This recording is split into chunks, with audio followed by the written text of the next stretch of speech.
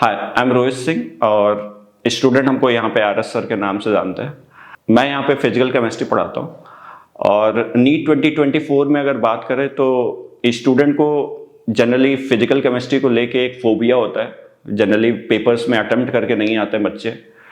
तो अगर मैंने जो ऑब्जर्व किया है कि नीट में out of the league questions नहीं आते हैं फिजिकल केमिस्ट्री से। बिल्कुल एक ट्रेंड है, सेट ट्रेंड्स है और उसी पे क्वेश्चंस बार बार आते हैं।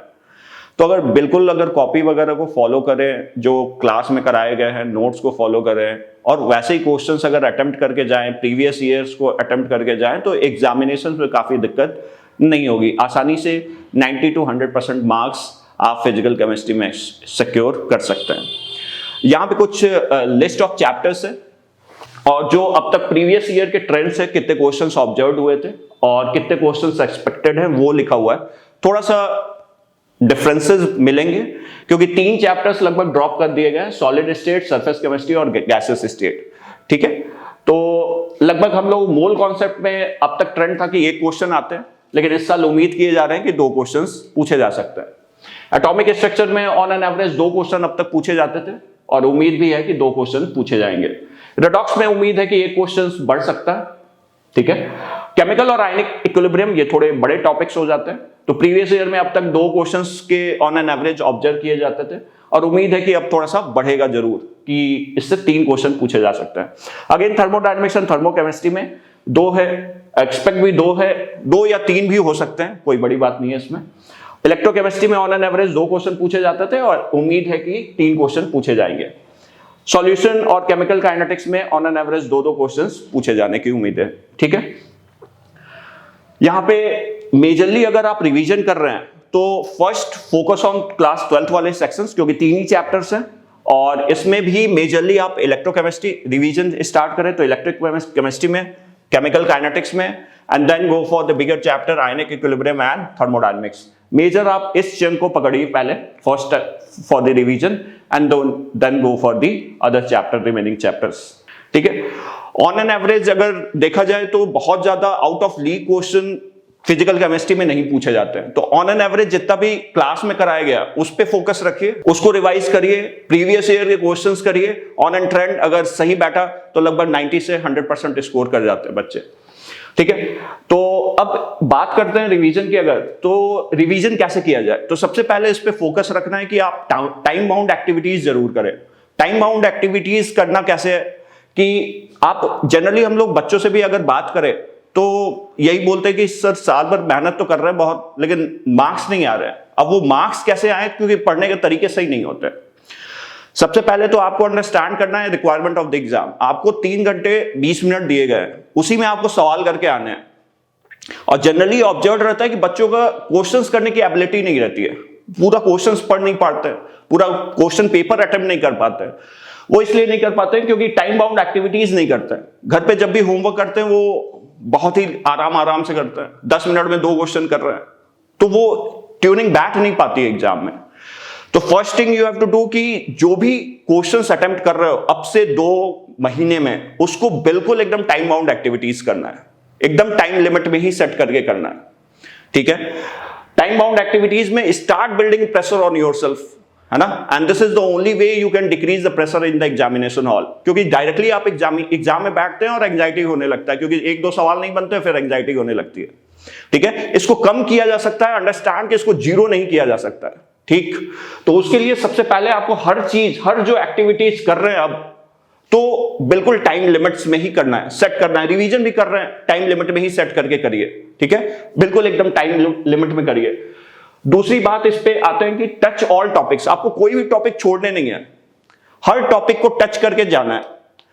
किसी भी टॉपिक को बिना पढ़े हुए नहीं जाना है, क्योंकि किस टॉपिक से आसान सवाल आ जाए ये भी हम लोग भी नहीं जानते।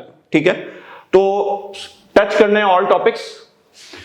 तीसरी चीज है कि क्लास नोट्स को बिल्कुल कमांड होने चाहिए, लाइन बाय लाइन आपको क्लास नोट्स एकदम आपके, मतलब एकदम चलते फिरते आपके दिमाग में होना चाहिए।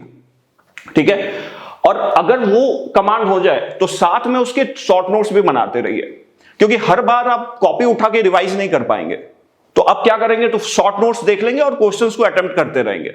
ठीक है, और और don't try to achieve perfection.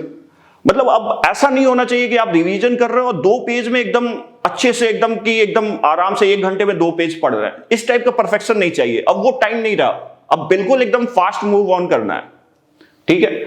तो अचीव और अच्छा परफेक्शन में इसमें एक बात और कहना चाहिए कि जैसे मान लो अगर कोई एक क्वेश्चन फंस गया तो ये नहीं कि एक क्वेश्चन पे 20 मिनट लगा दिया।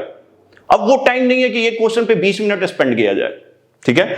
तो बिल्कुल फास्ट मूविंग होना चाहिए, एकदम फास्ट अप्रोच। एक क्वेश्चन अगर अटक गया कोई बात नहीं, फटाफट आगे मूव करिए, उसको बाद में देखेंगे, ठीक है। और एग्जाम में भी यही, जब आप एग्जाम अटेम्प्ट करते हैं तब पर भी यही एटीट्यूड होना चाहिए, बिल्कुल ये इसी बात को फॉलो करेंगे।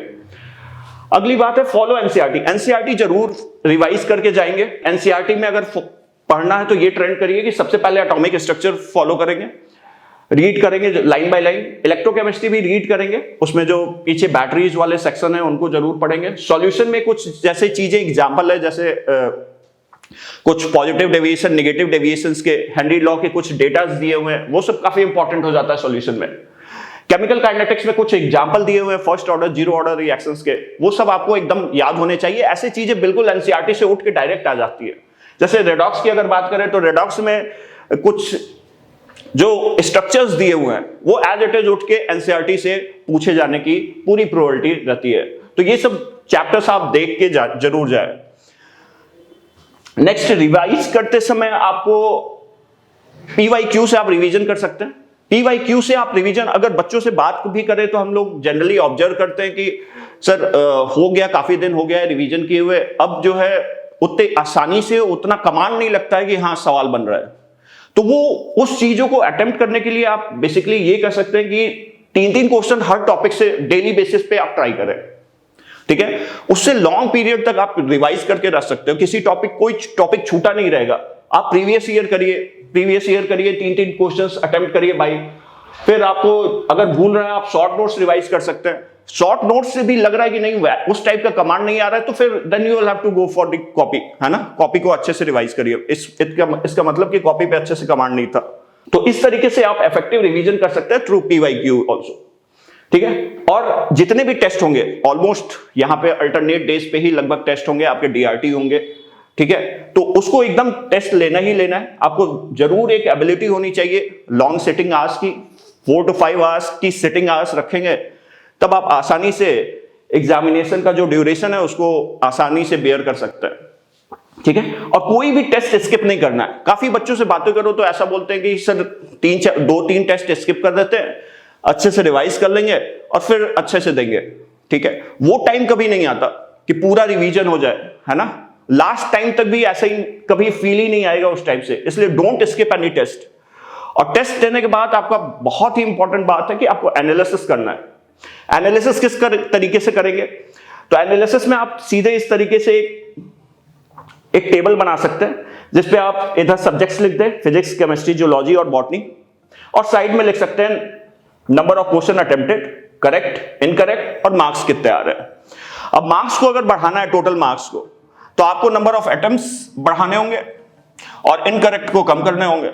तो आप बेसिकली करेक्ट अपना सिस्टमैटिक वे में आप इसको अटेम्प्ट कर सकते हैं, इसको अटेम्प्ट्स को बढ़ा सकते हैं, इनकरेक्ट को कम कर सकते हैं। और जो बेसिकली इनकरेक्ट हो रहा है तो आप पर्टिकुलर टीचर से पूछिए, मिल सकते हैं, जो समझ में आ जाए कि हाँ ये चीजें गलत है। अदरवाइज कुछ ज्यादा प्रॉब्लम हो रही है तो आप पर्टिकुलर टीचर से इनकरेक्ट वाले क्वेश्चंस को ही डायरेक्टली लेके पहुंच सकते हैं।